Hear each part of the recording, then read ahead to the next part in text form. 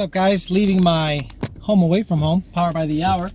And today is one of those days where I had to decide what's going to happen with the Genesis. Now, because I've been carless for the last couple of weeks, because my red car is still in Pennsylvania, still is waiting for the transport, I've noticed that I don't need this Genesis anymore. I love this car. It is just a wonderful, big, comfortable car. But the reason I bought this car, let's give you a little backstory. Okay, when I started working for VMP, I was traveling up there twice a week. I would go up Monday morning, I'd work out of the office, I'd stay overnight. Either I'd grab a room, I'd stay at my brother's, or I would stay at a coworker's house, and then I would drive back Tuesday night after working.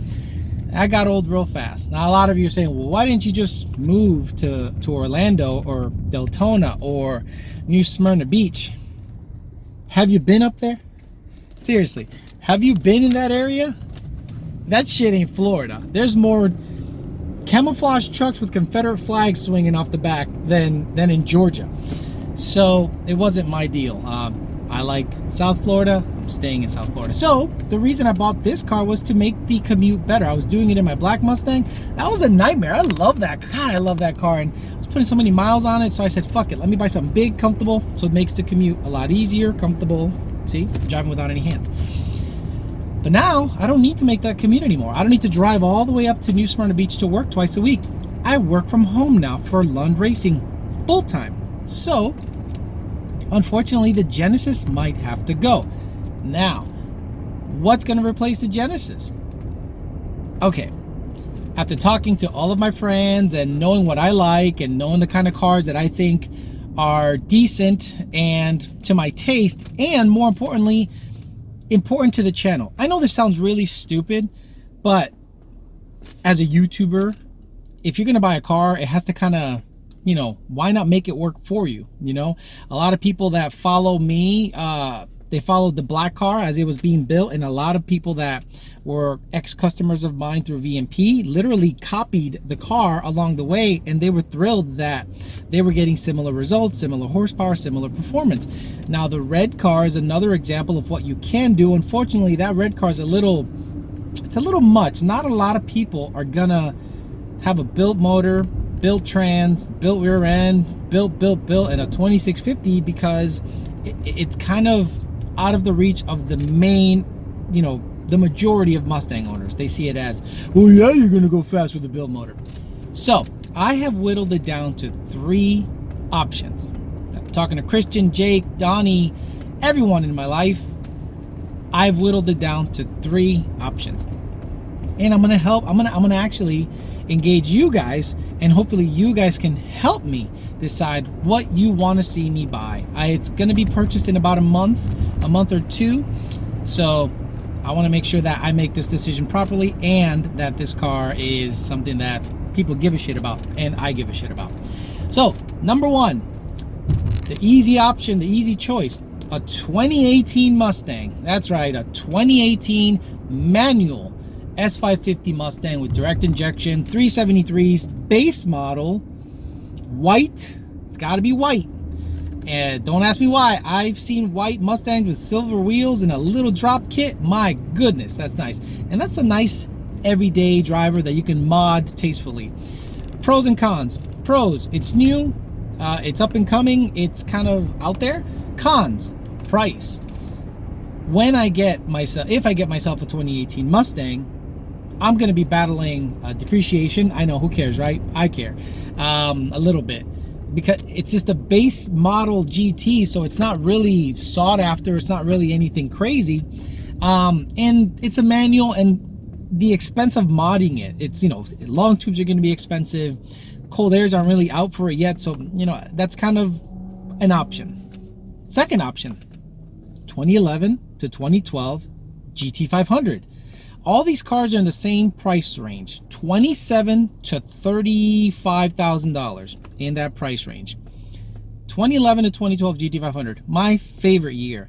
It's going to have to be either a striped elite car, if I can find it in white, silver, or black, with the small stripes, performance package, 373s, the 19-inch, obviously the nicer wheels, I think they're all 19s, but you know, the performance package wheels. That's option number 2. Why an 1112 GT500? Like I said, 373s. It has a 297 first gear ratio on the TR6060. I love how they look. It's a car I fell in love with right away, and it's supercharged, so it's easy to mod, and I'm really familiar with modding those cars. I think with minimal mods, an aftermarket blower, or even the stock blower, I can make close to 600 rear wheel horsepower. Close, not surpass it, but close.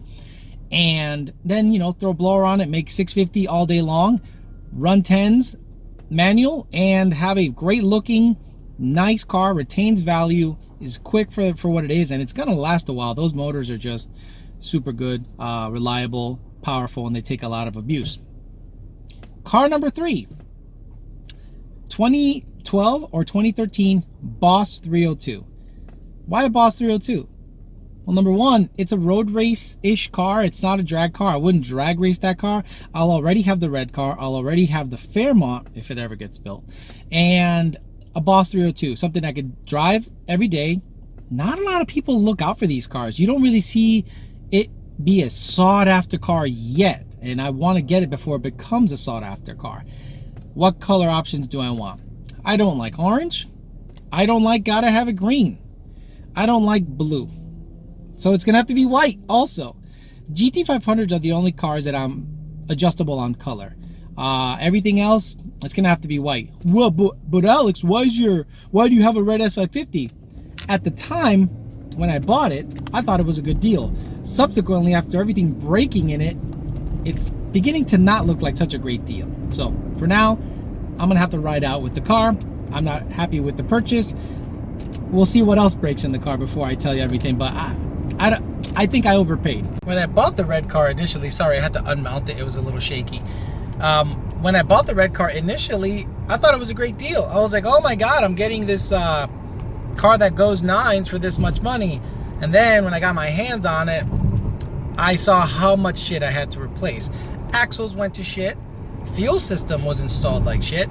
So there was many things that needed to happen. Subsequently, after seeing how much belt slip I had to fix that issue by installing a hasty bracket. So a bunch of little things had to happen. Now, transmission broke. So people will say, well, that's part of the game. Not really. I thought I had a car that was pretty stout. Come to find out, it needs a lot of work. Now, a Boss 302 to me introduces a whole new audience, right? It introduces people that are into road racing a little bit, autocrossing. It's a premium, for lack of a better word, Mustang. It doesn't have badass sound system. It's kind of bare bones, but it has adjustable suspension, has bigger wheels, it has this cool exhaust. The engine, it's a Roadrunner engine. It is not a Coyote. It is a, for lack of a better word, forged, but not fully forged, okay? It just has stronger rods, better crank, better heads, better cams, a Boss intake, stock throttle body, stock MT82, stock cold air, but the meat is there. It's ready, and I'm not looking to power shift that sucker. So if I get one, it's probably gonna need a clutch right away, some exhaust work, and the nice thing is I can progress with that car. I can say, look, this is what a stock 302 makes. Throw a tune in it, boom, show the difference. Throw a cold air in it, boom, show the difference. Throw injectors and E85 in it, boom, show the difference. Throw a cam loped idle tune in there and watch you guys hate on it, and then take the cats off and see how much power I can make naturally aspirated without really delving into the car too much and actually clapping it the fuck out. Clapping it out means like your girlfriend. Your girlfriend's clapped out. Most of you guys have clapped out girlfriends. You know who you are. So anyway, I'd like for you guys to help me decide. Are we gonna get a 2018 manual Mustang? Are we gonna get an 11 to 12 GT500? Or are we getting ourselves a 13 to 14, or sorry, 12 to 13 Boss 302, 12 or 13. Either, doesn't matter, as long as it's white, it's all right. So let me know what you guys think. Comment below, and whoever, I'm gonna go with what you guys think. If the clear-cut winner is one of them, I'll do my best to get it. But if you guys are suggesting some dumb shit, I'm not gonna go with that. I'll let you know what I come up with in future episodes. So as always, on the hunt for a new car, and unfortunately this big, beautiful, comfortable sedan has to go because I have no use for it right now. Thanks for listening, guys. We'll talk to you later.